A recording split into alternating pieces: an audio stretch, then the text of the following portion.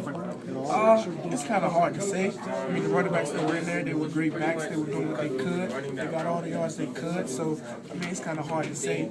But I feel this fall and this upcoming football season, we'll do a lot more. What's the one thing you got to work on?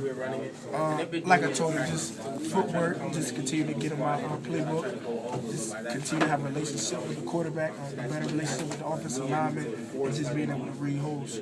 Any backs, running backs from the past year that you've talked to that have had any kind of real meaning for you as far as giving you advice or Dave Wilson, your guy, yeah. him being a hometown guy, I talked to him often, and he was telling me some things on the sideline today when I came. He was trying to tell me some things I could do to hopefully break another one. But I mean, yeah, just having him there and having him tell me some things and how he used to do things, it was great. What did he say on the sideline today? He was just telling me, like when I ran one of my plays, I didn't press it long enough and I cut back too soon. So I mean, I just listen to that and just try to use it.